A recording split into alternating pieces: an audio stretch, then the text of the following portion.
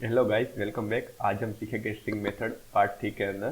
तो पहले मैं आपको बेसिक बता देता हूँ कि हम इस मेथड के बारे में डिस्कस करने जा रहे हैं। Upper, split, start with, strip, swap case, title और जेड फील्ड। ठीक है, तो चलो मैं कोडिंग पार्ट में ले जाता हूँ कि आपको कैसे इस मेथड का यूज़ करना है। ठीक है, तो पहले हम स्प्लिट मेथड देख लेते हैं कि स्प्लिट मेथड बेसिकली कहाँ पर यूज़ होती है। देखो, तो यहाँ पर मैंने लिखा है कि स्प्लिट मेथड है वो बेसिकली क्या रिटर्न करती है कि जो भी स्ट्रिंग वैल्यू आपने दी है उसको हमें लिस्ट में कन्वर्ट करना हो। ठीक है, तो उसके लिए वो स्प्लिट मेथड का यूज़ हम कर सकते हैं। ठीक है, अब देखो मैं यहाँ पर कोई भी रैंडम वेरिएबल क्रिएट करता हूँ। देखो अभी अब मैंने यहाँ पर str1 करके वेरिएबल दिया है। ठीक है, उसके अंदर मैंने वैल्यू डाल दी प्रोग्रामिंग एवरीथिंग करके। ठीक है, तो अब मैं क्या करूँगा, यहाँ पर प्रिंट लगाऊंगा।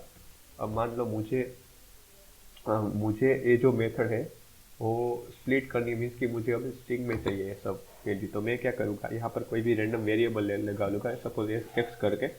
अब मैं क्या करूँगा, str1 डॉट स्प्लिट कर दूंगा। ठीक है, तो ऐसे मैं करूँगा तो वो क्या होगी, जहाँ पर भी स्पेस होगी, ठीक है, यहाँ पर देखो स्पेस है, तो वहाँ से वो ब्रेक हो जाएगी और एक लिस्ट के अंदर वैल्यू जो प्रोग्रामिंग है वो स्टोर हो जाएगी। सेकंड वैल्यू सेकंड में हो जाएगी। अब देखो यहाँ पर मैं सपोज थर्ड भी लिख देता कोड। रेडी, तो यहाँ पर मैं अभी एक्स करूँगा तो देखो अब क्या रिजल्ट मिलता है आपको।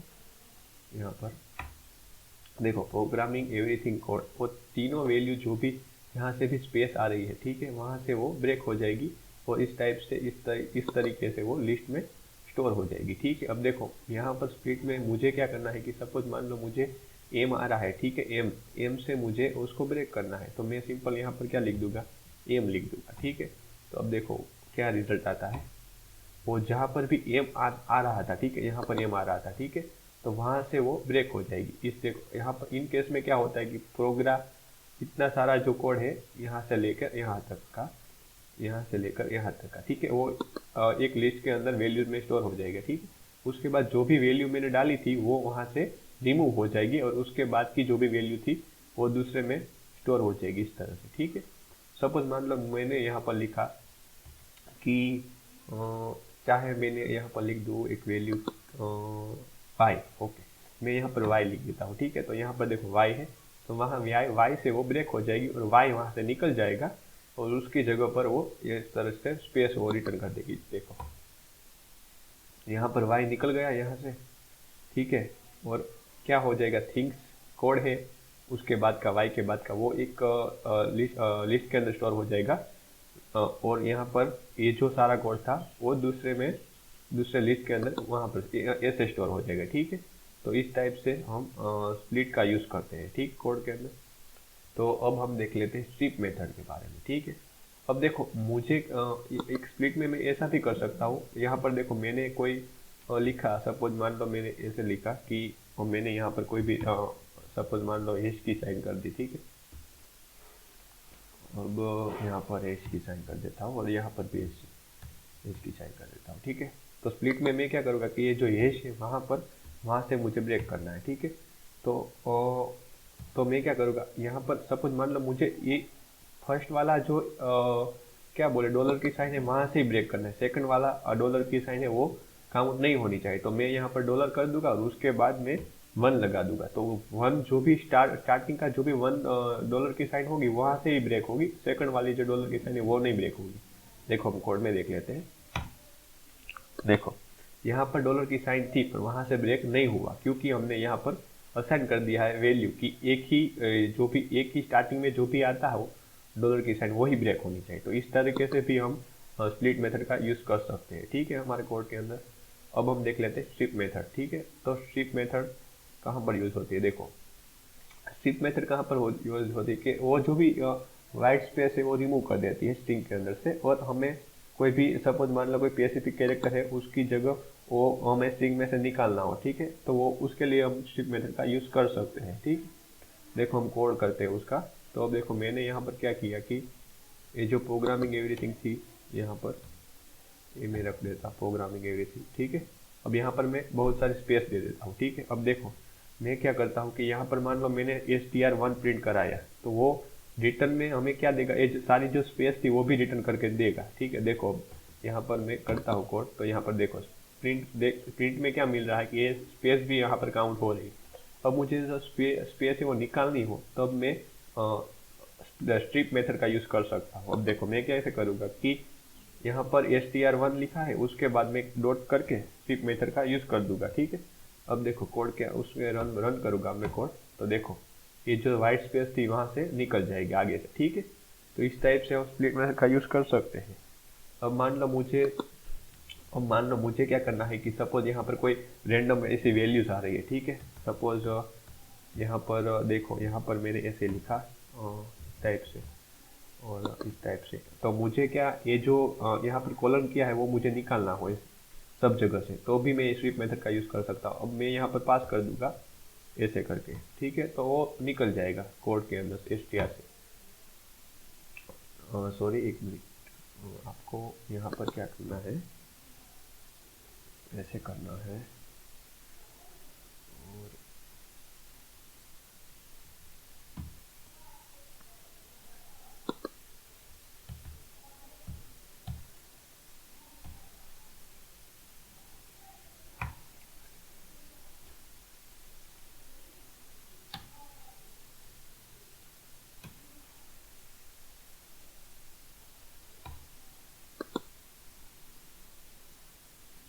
शिप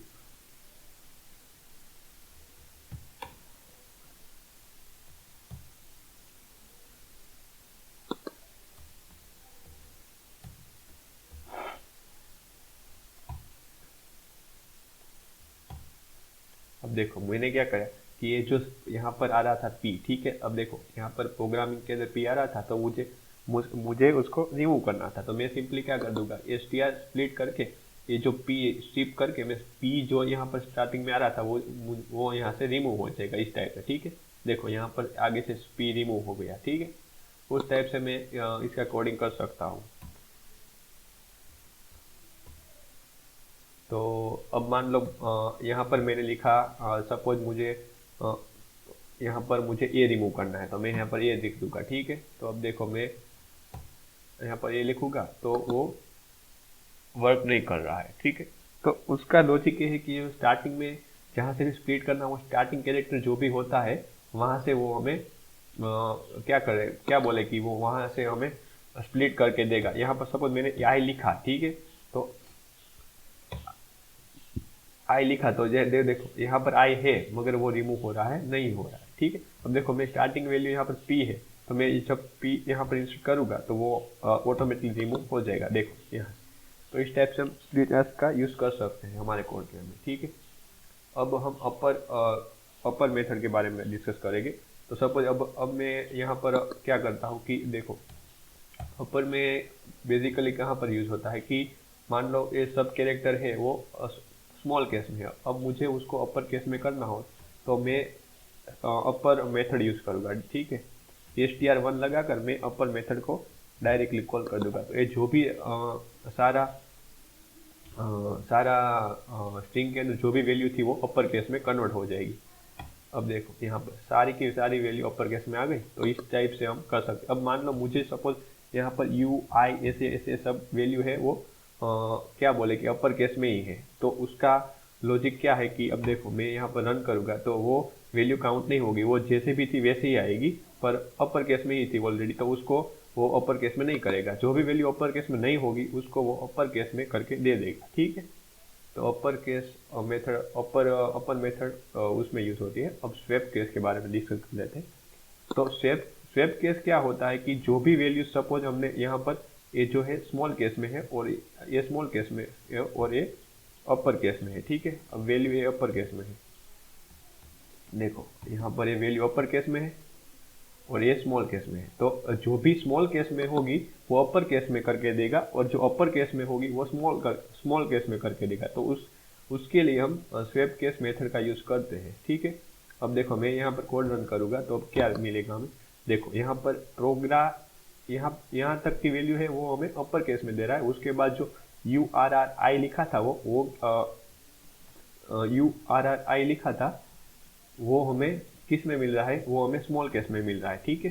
तो यहाँ पर हमें लॉजिक समझ में आना जा जाना चाहिए कि जो भी वैल्यू अपर केस में होगी वो स्मॉल केस में देगी और जो स्मॉल केस में होगी वो अपर केस में देगी। ठीक, तो इस टाइप से स्मॉल केस स्वेप केस का यूज़ कर सकते हैं। ठीक है, अब स्टार्ट विथ का देख लेते हैं कि स्टार्ट विथ कहाँ से यूज़ होता है। कि सपोज अब मुझे चेक करवाना है, ठीक है, कि स्टार्टिंग जो भी ये स्ट्रिंग है स्टार्ट पी से हो रही है कि नहीं हो रही है, तो उसके लिए हम स्टार्ट विथ का यूज़ कर सकते हैं। ठीक है, अब देखो मैंने यहाँ स्टार्ट विथ लिखा हो तो यहाँ पर मैं पी डाल दूंगा कि ये वैल्यू जो भी है इस TR1 करके वो स्पीड क्या बोले कि जो पी से स्टार्ट हो रही है कि नहीं हो रही है, तो उसके लिए हम स्टार्ट विथ का यूज़ कर सकते हैं। ठीक है, तो उस टाइप से हम यूज़ करेंगे। सपोज मान लो मैंने यहाँ पर ऐसा जो भी जो स्ट्रिंग थी वो यहाँ पर डाल दी कि अब मान लो मैं यहाँ पर एक वेरिएबल असाइन करूँगा सपोज x करके, उसके बाद मैं ले लूँगा str1 करके। ठीक है, और उसके बाद मैं स्टार्ट विथ लिखूँगा और उसके बाद में यहाँ पर कोई भी सपोज मैंने कैरेक्टर डाल दिया कि यहाँ पर p। ठीक है, तो वैल्यू p से स्टार्ट हो रही है कि नहीं, तो उसके लिए मैं यहाँ पर प्रिंट कर दूंगा, उसके बाद x कर दूंगा। तो अब देखो मैं आउटपुट में क्या मिलेगा कि ट्रू। ठीक है, क्योंकि वैल्यू p से स्टार्ट हो रही है, जो स्ट्रिंग की वैल्यू है स्टार्टिंग p से हो रहा है। ठीक है, तो इसलिए वो ट्रू रिटर्न करके देगा। अब देखो मैंने यहाँ पर लिखा ओ लिखा, तो ओ से तो स्टार्ट हो रही नहीं रही है स्ट्रिंग, तो वो हमें फॉल्स रिटर्न करके दे देगा। ठीक है, देखो यहाँ पर फॉल्स मिल रहा है। तो इस टाइप से स्टार्ट विथ यूज हो सकता है हमारे कोड के अंदर। ठीक है, अब जेड फिल, तो देखो जेड फिल का यूज क्या है कि जो भी हमें उसमें वैल्यूज क्या बोले कि उसके मेथड के अंदर जो भी जितनी भी वैल्यू डालेगी उतना वो हमें जिसकी जीरो वो हमें प्रिंट के अंदर फिल करके देगा। ठीक है, अब देखो मैं कोड के थ्रू आपको एक्सप्लेन करता हूँ। अब देखो मैंने यहाँ पर जेड फिल ले लिया। ठीक है, यहाँ पर मैं वेरिएबल असाइन किया दूसरा और जेड फिल लिखा, और उसके बाद देखो अब मैं यहाँ पर छोटा सा कोड लिखूंगा, उसके बाद आपको समझ में आ जाएगा। यहाँ पर देखो मैंने लिखा कि सागर। ठीक है, अब देखो ये सागर की वैल्यू से वो कितनी है कि 1 2 3 4 और 5, टोटल 5 कैरेक्टर है। ठीक है, तो मुझे यहाँ पर मैं जब 10 लिखूंगा तो वो 5 वैल्यू इसकी काउंट करेगा, और उसके बाद जो भी 5 वैल्यू है यहाँ पर देखो उसकी 5 वैल्यू है और यहाँ पर मैंने 10 असाइन किया। ठीक है, तो वो हमें 5 यहाँ पर 10 माइनस 5 हो जाएगी। मीन्स की यहाँ पर देखो कैसे वर्क करता है, सागर की वैल्यू 5 है तो यहाँ पर क्या हो जाएगा जेड फील्ड में कि 10 माइनस 5 हो जाएगी। तो अब क्या कितने बचेंगे, इज इक्वल टू 5 बचेंगे। तो ये जो 5 है वो 5 जीरो रिटर्न करके देगा। ठीक है, अब देखो हम कोड में देख लेते हैं। देखो 5 है, 0 रिटर्न करके देगा, उसके बाद सागर आएगा। ठीक है, अब देखो मान लो मैंने यहाँ पर सागर और सपोज मान लो मैंने यहाँ पर राज लिख दिया। ठीक है, राज लिख दिया और उसके बाद मैं यहाँ पर रैंडम वैल्यू ले देता हूँ। सपोज मैंने 8 ले ली। ठीक है, तो अब क्या होगा इन केस में, तो 8 माइनस जो भी इसकी लेंथ थी, तीन लेंथ थी राज की, 3 कैरेक्टर है तो 3। ठीक है, उसके बाद यहाँ पर क्या हो जाएगा 8 माइनस 3, तो क्या बचेगा 5। तो 5 टाइम वो 0 रिटर्न करके देगा, उसके बाद हमें राज मिलेगा। ठीक है, देखो 5 टाइम 0 आया और उसके बाद राज आया। ठीक है, तो इस टाइप से जेड फिल यूज होता है। अब सपोज मान लो यहाँ पर मैंने नाम बहुत ही बड़ा है, suppose Raj is a person. ठीक है, तो यहाँ पर देखो अब इसकी जो लेंथ थी वो बहुत ही बड़ी हो गई। ठीक है, अब यहाँ पर मैंने जेड फिल में 8 ही लिखा है, तो ए लेंथ देखो 8 से बड़ी है, कितने कैरेक्टर है 3, तो यहाँ पर 4 4 5 6 7 8 9 10 11 12 13 और 4, तो यहाँ पर 14 कैरेक्टर है। ठीक है, तो अब इस केस में क्या होगा कि यहाँ पर ये जो वैल्यूज है इसकी वैल्यू है उससे बड़ी हो गई जेड फिल की वैल्यूज, तो वो हमें कुछ भी रिटर्न करके नहीं देगा। ये जो स्ट्रिंग थी वही रिटर्न करके देगा। यहाँ देखो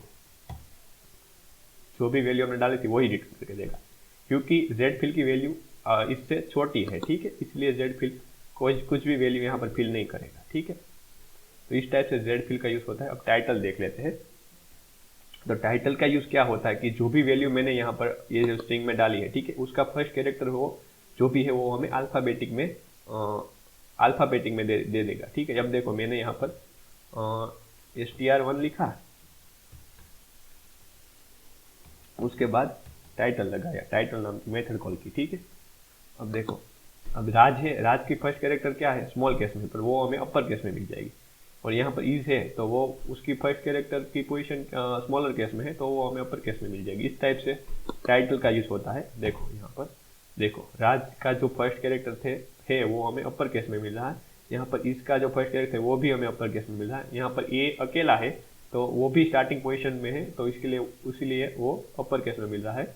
यहाँ पर पर्सन है उसका पी स्मॉल केस में है तो वो हमें अपर केस में मिल रहा है। अब देखो मान लो मैंने यहाँ पर पी कैपिटल में ही लिखा तो वो हमें क्या रिटर्न करके देगा, तो वो तो फर्स्ट पोजीशन पे है तो वो उसमें वो टाइटल काउंट नहीं होगा, वो जैसे भी था पर्सन उस टाइप से भी हमें मिल जाएगा, इस टाइप से मिल जाएगा। ठीक है, so I hope you understood. Please do like share and subscribe to my channel. Thank you all.